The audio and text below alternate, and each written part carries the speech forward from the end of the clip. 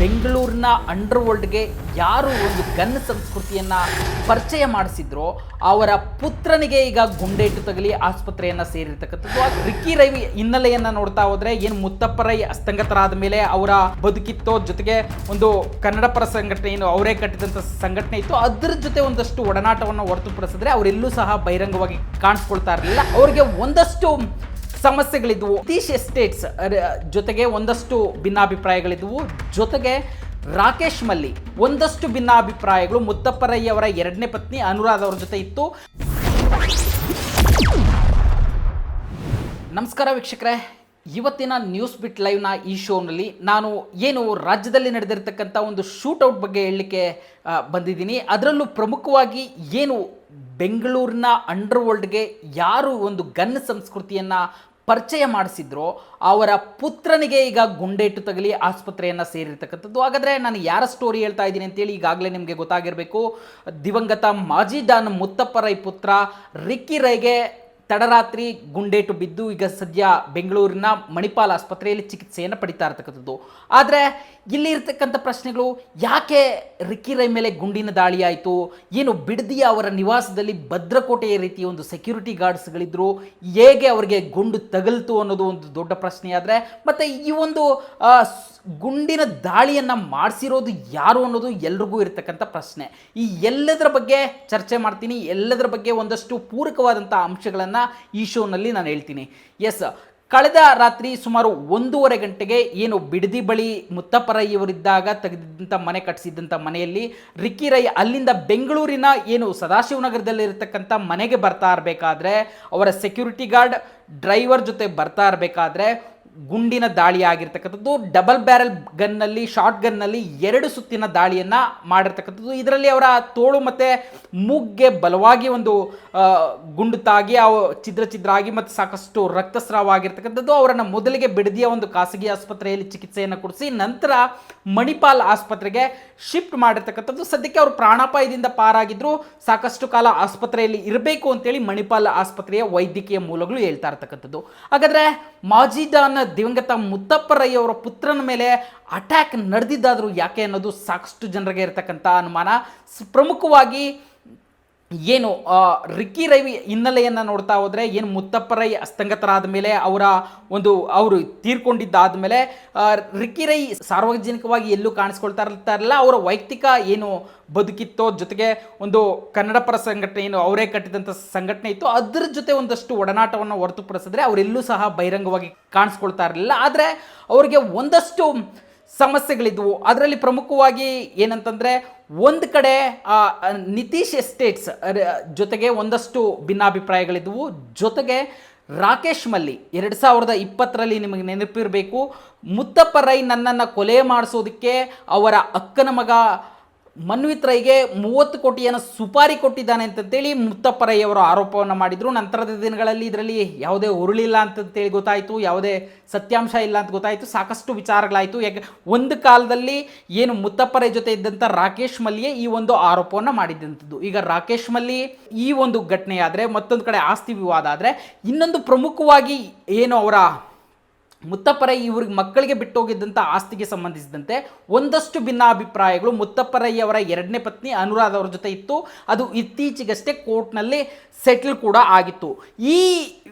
ಈ ದೃಷ್ಟಿಯಲ್ಲಿ ಈ 3 ಆಯಾಮಗಳಲ್ಲಿ ಸದ್ಯಕ್ಕೆ ಪೊಲೀಸರು ತನಿಖೆಯನ್ನು ಮಾಡ್ತಾ ಇರ್ತಕ್ಕಂಥದ್ದು. ಏಕೆಂತಂದರೆ ಏನು ಈ 3 ಆಯಾಮಗಳಲ್ಲಿ ಬರ್ತಾರೆ ವ್ಯಕ್ತಿಗಳು, ಈಗಾಗಲೇ ಒಂದು FIR ದಾಖಲಾಗಿದೆ. FIRನಲ್ಲಿ ಪ್ರಮುಖವಾಗಿ 4 ಹೆಸರುಗಳನ್ನು ಉಲ್ಲೇಖ ಮಾಡಿರತಕ್ಕಂಥದ್ದು. ಅದರಲ್ಲಿ ಪ್ರಮುಖವಾಗಿ ಮೊದಲನೇದಾಗಿ ರಾಕೇಶ್ ಮಲ್ಲಿ ಹೆಸರಿದೆ, ಅನುರಾಧ ಅವರದಿದೆ, ಮತ್ತು ನಿತೀಶ್ ಎಸ್ಟೇಟ್ನ ನಿತೀಶ್ ಶೆಟ್ಟಿ ಹಾಗೆಯೇ ವೈದ್ಯನಾಥನ್, ಈ 4 ಹೆಸರುಗಳನ್ನು ಉಲ್ಲೇಖ ಮಾಡಿ ಇವರು ಹತ್ಯೆಗೆ ಸಂಚು ರೂಪಿಸಿರ್ಬೋದು. ಇವರು ಸದಾ ಪ್ರಾಣಾಪಾಯದಿಂದ ಬೆದರ್ತಾ ಇದ್ರು ಮತ್ತು ಸಾಕಷ್ಟು ಬಾರಿ ಇವರಿಗೆ ಪ್ರಾಣಾಪಾಯ ಇತ್ತು ಅಂತಂತೇಳಿ ಅವರ ಕಾರು ಚಾಲಕ ಬಸವರಾಜ್ ಪೊಲೀಸ್ ಠಾಣೆಗೆ ದೂರನ್ನು ಕೊಟ್ಟಿರ್ತಕ್ಕಂಥದ್ದು.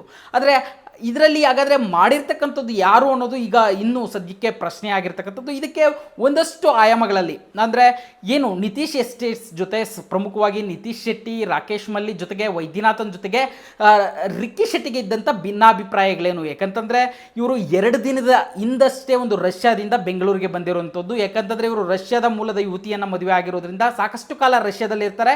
ಜೊತೆಗೆ ಆಗಾಗ ಏನು ವ್ಯವಹಾರದ ನಿಮಿತ್ತವಾಗಿ ಬೆಂಗಳೂರಿಗೆ ಬರುವಂಥದ್ದು. ಇವರ ಇನ್ನೊಬ್ಬ ಮುತ್ತಪ್ಪರಯ್ಯವರ ಇನ್ನೊಬ್ಬ ಪುತ್ರ ರಾಕಿ ರೈ ಕೂಡ ದುಬೈನಲ್ಲೇ ನೆಲೆಸಿರ್ತಕ್ಕಂಥದ್ದು. ಹೀಗಾಗಿ ಇವರ ಒಡನಾಟ ಏನಿದ್ರು ಬೆಂಗಳೂರಿಗೆ ಮತ್ತು ಮಂಗಳೂರಿಗೆ ಇದ್ದರೆ ಅದು ವ್ಯಾವಹಾರಿಕವಾಗಿ ಮಾತ್ರ ಇರುವಂಥದ್ದು. ಇಂಥ ಸಂದರ್ಭದಲ್ಲಿ ಒಂದು ಕಡೆ ಈ ಬೆಳವಣಿಗೆಗಳಾಗ್ತಾ ಇದ್ದರೆ ಈ ಒಂದು ಆರೋಪದಲ್ಲಿ 4 ಜನರ ಮೇಲೆ FIR ಆಗಿದೆ. ಅದರಲ್ಲಿ ರಾಕೇಶ್ ಮಲ್ಲಿಯನ್ನು ನಿಮ್ಮ ನ್ಯೂಸ್ ಬಿಟ್ ಲೈವ್ ಸಂಪರ್ಕ ಮಾಡುವ ಒಂದು ಪ್ರಯತ್ನವನ್ನು ಮಾಡ್ತು. ಅವರ ಮೊಬೈಲ್ ಸ್ವಿಚ್ ಆಫ್ ಆಗಿದೆ. ಹಾಗೆಯೇ ಅನುರಾಧ್ ಅವರನ್ನು ಈ ಬಗ್ಗೆ ಒಂದು ರಿಯಾಕ್ಷನ್ ಕೇಳೋಣ ಅಂತಂತೇಳಿ ಒಂದು ಪ್ರಯತ್ನವನ್ನು ಮಾಡಿದ್ರೆ ಅನುರಾಧ್ ಅವರು ಇಲ್ಲ 4 ದಿನದ ಹಿಂದೆ ಅವರ ಮಗಳು ಏನು ಜರ್ಮನಿಯಲ್ಲಿದ್ದಾರೆ, ಜರ್ಮನಿಗೆ ಹೋಗಿದ್ದಾರೆ ಅನ್ನೋ ಒಂದು ಮಾಹಿತಿ ಸದ್ಯಕ್ಕೆ ಲಭ್ಯ ಆಗ್ತಾ ಇರ್ತಕ್ಕಂಥದ್ದು.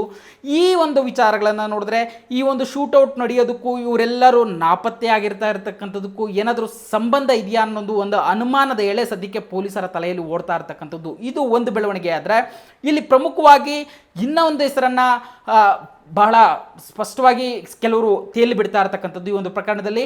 ಏನು ಮುತ್ತಪ್ಪರಯ್ಯವರ ಅಕ್ಕನ ಮಗ ಮನ್ವಿತ್ ರೈ ಈ ಒಂದು ಪ್ರಕರಣದಲ್ಲಿ ಇದ್ದಾರೆ ಅನ್ನೋ ಅನುಮಾನವನ್ನು ತೇಲಿ ಬಿಡ್ತಾ ಇರ್ತಕ್ಕಂಥದ್ದು. ಆದರೆ ನ್ಯೂಸ್ ಬಿಟ್ .ಲೈವ್ ಈ ಒಂದು ಮನ್ವಿತ್ ರೈಯನ್ನು ಮಾತಾಡಿಸುವ ಒಂದು ಪ್ರಯತ್ನ ಮಾಡ್ತು. ಅದು ಅವರು ಹೇಳ್ತಾ ಇರ್ತಕ್ಕಂಥದ್ದು ಭಾಳ ಸ್ಪಷ್ಟವಾಗಿ ಹೇಳ್ತಾ ಇದ್ದಾರೆ, ಇದಕ್ಕೂ ನನಗೂ ಯಾವುದೇ ಸಂಬಂಧ ಇಲ್ಲ. ಏನು ಮುತ್ತಪ್ಪಣ್ಣ ಇದ್ದರು ಅಲ್ಲಿವರೆಗೂ ಅಷ್ಟೇ ನಾನು ಇವರ ಜೊತೆ ಸಂಪರ್ಕದಲ್ಲಿದ್ದೆ, ಇವರ ಒಡನಾಟದಲ್ಲಿದ್ದೆ. ಆದರೆ ಅದಾದ ಬಳಿಕ ನನಗೆ ಯಾವುದೇ ವಿಚಾರಗಳು ಗೊತ್ತಿಲ್ಲ, ನಾನು ಭಾರತಕ್ಕೆ ಬಂದೇ ಸಾಕಷ್ಟು ಕಾಲ ಆಯಿತು ಅಂತಂತೇಳಿ ಅವರು ನ್ಯೂಸ್ ಬಿಟ್ ಲೈವ್ ಜೊತೆ ಮಾತಾಡ್ತಾ ಇರ್ತಕ್ಕಂಥದ್ದು.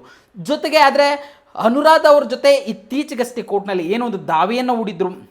ಮುತ್ತಪ್ಪರೈ ಸಾಯಬೇಕಾದ್ರೆ ಒಂದಷ್ಟು ವಿಲ್ಗಳನ್ನು ಮಾಡಿರ್ತಾರೆ. ಅದರಲ್ಲಿ ತಮ್ಮ 2 ಮಕ್ಕಳಿಗೆ ಯಾವ ರೀತಿ ಆಸ್ತಿಯನ್ನು ವಿಲ್ ಮಾಡಿರ್ತಾರೋ ಅದೇ ರೀತಿ 2ನೇ ಹೆಂಡತಿ ಅನುರಾಧ್ ಅವ್ರಿಗೂ ಒಂದಷ್ಟು ಆಸ್ತಿಯನ್ನು ವಿಲ್ ಮಾಡಿರ್ತಾರೆ. ಈ ಒಂದು ವಿಚಾರ ಕೋರ್ಟ್ ಕಟಕಟೆ ಏರಿ ಸಾಕಷ್ಟು ಕಾಲ ವಾದ ಪ್ರತಿವಾದಗಳು ನಡೆದು ಕೊನೆಗೆ ಮೊನ್ನೆ ಒಂದು ಸೆಟ್ಲ್ಮೆಂಟ್ ಆಗಿ ಒಂದು ಪ್ರಕರಣ ಸುಖಾಂತ್ಯ ಆಗಿತ್ತು. ಹೀಗಾಗಿ ಅವರ ಮಧ್ಯೆ ಇದ್ದಂಥ ವಿವಾದ ಬಗೆಹರಿದಂಥ ಸಂದರ್ಭದಲ್ಲಿ ಮುತ್ತಪ್ಪರೈ ಮಗ ರಿಕ್ಕಿ ರೈ ಮೇಲೆ ಅಟ್ಯಾಕ್ ಮಾಡುವಂಥ ಅವ್ರಿಗೆ ಅವಶ್ಯಕತೆ ಏನಿತ್ತು ಅನ್ನೋದು ಪೊಲೀಸರು ಸದ್ಯ ಇದು ಮಾಡ್ತಾ ಇರ್ತಕ್ಕಂಥದ್ದು. ಅವರೇ ಮಾಡಿಸಿದಾರಾ ಅಥವಾ ಇನ್ಯಾರಾದರೂ ಮಾಡಿಸಿದಾರಾ, ಈ ಎಲ್ಲ ಆಯಾಮಗಳಲ್ಲಿ ಸದ್ಯ ಪೊಲೀಸರ ತನಿಖೆ ಹೋಗ್ತಾ ಇರ್ತಕ್ಕಂಥದ್ದು. ಆದರೆ ಒಂದಂತೂ ಭಾಳ ಸ್ಪಷ್ಟವಾಗಿ ಗೊತ್ತಾಗ್ತಾ ಇರತಕ್ಕಂಥದ್ದು ಏನಂತಂದರೆ, ಏನು ಈ ಹಿಂದೆ 1989ರಲ್ಲಿ ಅಂದಿನ ಕಾಲಕ್ಕೆ ಬೆಂಗಳೂರನ್ನು ತನ್ನ ಹಿಡಿತದಲ್ಲಿ ಇಟ್ಕೊಂಡಿದ್ದಂಥ ಅಂಡರ್ವರ್ಲ್ಡ್ ಡಾನ್ ಜೈರಾಜ್ನನ್ನು ಇದೇ ಮುತ್ತಪ್ಪರೈ ಬೆಂಗಳೂರು ಅಂಡರ್ವರ್ಲ್ಡಲ್ಲಿ ಮೊದಲ ಬಾರಿಗೆ ಗನ್ನನ್ನು ಅದುವರೆಗೂ ಬೆಂಗಳೂರು ಅಂಡರ್ವರ್ಲ್ಡಲ್ಲಿ ಯಾರೂ ಬಳಸ್ತಾ ಇರಲಿಲ್ಲ. ಯಾಕಂತಂದರೆ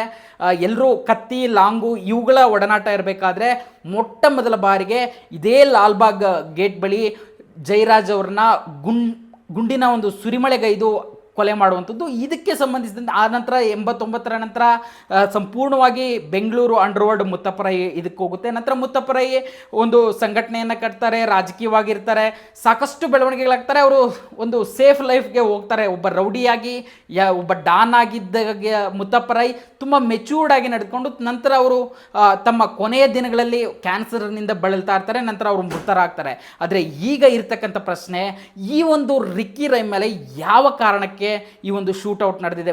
ನಾನು ಈಗಾಗಲೇ ತಿಳಿಸಿದ್ದೀನಿ, 3 ಆಯಾಮಗಳಲ್ಲಿ ಒಂದು ಶೂಟೌಟ್ ನಡೆದಿರೋ ಸಾಧ್ಯತೆ ಇದೆ. ಒಂದು ಅನುರಾಧ್ ಅವ್ರ ಜೊತೆ ಇದ್ದಂಥ ಆಸ್ತಿ ವಿವಾದ, ಆದರೆ ಅದು ಈಗಾಗಲೇ ಏನು ಕೋರ್ಟ್ನಲ್ಲಿ ಬಗೆಹರಿದಿರ್ತಕ್ಕಂಥದ್ದು. ಮತ್ತೊಂದು ನಿತೀಶ್ ಎಸ್ಟೇಟ್ ಜೊತೆಗೆ ಸಾಕಷ್ಟು ಮನಸ್ತಾಪಗಳಿದ್ವು. ಅಲ್ಲದೆ ರಾಕೇಶ್ ಮಲ್ಲಿ ಜೊತೆ ಸಹ ಸಾಕಷ್ಟು ಮನಸ್ತಾಪಗಳಿದ್ವು. ಹೀಗಾಗಿ ಈ 3 ಆಯಾಮಗಳಲ್ಲಿ ಸದ್ಯ ಪೊಲೀಸರು ತನಿಖೆಯನ್ನು ತೀವ್ರಗೊಳಿಸಿದರೆ, ಮತ್ತೊಂದು ಕಡೆ ಏನು ರಿಕ್ಕಿ ರೈಗೆ ಬೇರೆ ಏನಾದರೂ ಬಿಸ್ನೆಸ್, ಯಾಕಂದರೆ ರಿಯಲ್ ಎಸ್ಟೇಟ್ ಬಿಸ್ನೆಸ್ನಲ್ಲಿ ತೊಡಸ್ಕೊಂಡಿದ್ದಂಥ ರಿಕ್ಕಿ ರೈಗೆ ಇನ್ನಷ್ಟು ಥ್ರೆಟ್ ಏನಾದರೂ ಇತ್ತ ಅನ್ನೋದ್ರ ಬಗ್ಗೆ ಸದ್ಯಕ್ಕೆ ಪೊಲೀಸರು ತನಿಖೆಯನ್ನು ಮಾಡ್ತಾ ಇರ್ತಕ್ಕಂಥದ್ದು. ಆದರೆ ಕಾಕತಾಳೀಯನೋ ಅಥವಾ ಕರ್ಮ ರಿಟರ್ನ್ಸೋ ಗೊತ್ತಿಲ್ಲ, ಯಾರು ಈ ಒಂದು ಬೆಂಗಳೂರು ಅಂಡರ್ವರ್ಲ್ಡ್ಗೆ ಈ ಒಂದು ಗನ್ನನ್ನು ಪರಿಚಯಿಸಿದ್ರು ಅಥವಾ ಗುಂಡನ್ನು ಆರಿಸುವುದನ್ನು ಪರಿಚಯಿಸಿದ್ರು, ಅವರ ಪುತ್ರನ ಮೇಲೆ ಇವತ್ತು ಗುಂಡಿನ ದಾಳಿ ನಡೆದಿರ್ತಕ್ಕಂಥದ್ದು. ಇದು ವಿಪರ್ಯಾಸನೋ ಕಾಕತಾಳೀಯನೋ, ಸದ್ಯಕ್ಕೆ ಅವ್ರ ಮೇಲೆ ಗುಂಡಿನ ದಾಳಿ ನಡೆದಿದೆ, ಅವ್ರಿಗೆ ಆಸ್ಪತ್ರೆಯಲ್ಲಿ ಚಿಕಿತ್ಸೆ ಆಗ್ತಾ ಇರ್ತಕ್ಕಂಥದ್ದು. ಇದು ಇಷ್ಟು ಹಿನ್ನೆಲೆ ಇರತಕ್ಕಂಥದ್ದು ಈ ಒಂದು ಪ್ರಕರಣಕ್ಕೆ. ಸದ್ಯ ಪೊಲೀಸರು ತನಿಖೆಯನ್ನು ಮುಂದುವರಿಸಿದ್ದು, ಯಾರು ಈ ಒಂದು ಹತ್ಯೆಯ ಸಂಚನ್ನು ರೂಪಿಸಿದ್ರು ಅನ್ನೋದು ಇನ್ನಷ್ಟೇ ಗೊತ್ತಾಗಬೇಕಾಗಿರ್ತಕ್ಕಂಥದ್ದು. ಇದೇ ಇವತ್ತಿನ ವಿಶೇಷ. ನಾನು ನಾಗರಾಜ್ BF ಚಂದ್ರ. ನ್ಯೂಸ್ .live ಅನ್ನು ಸಬ್ಸ್ಕ್ರೈಬ್ ಆಗಿಲ್ಲ ಅಂದರೆ ದಯವಿಟ್ಟು ಸಬ್ಸ್ಕ್ರೈಬ್ ಆಗಿ. ನಮ್ಮ ಈ ಒಂದು ಕಂಟೆಂಟ್ಗಳಿಗೆ ನಿಮ್ಮ ಸಬ್ಸ್ಕ್ರೈಬ್ ಹೆಲ್ಪ್ಫುಲ್ ಆಗಿರುತ್ತೆ ಅಂತ ಹೇಳ್ತಾ ಥ್ಯಾಂಕ್ ಯು.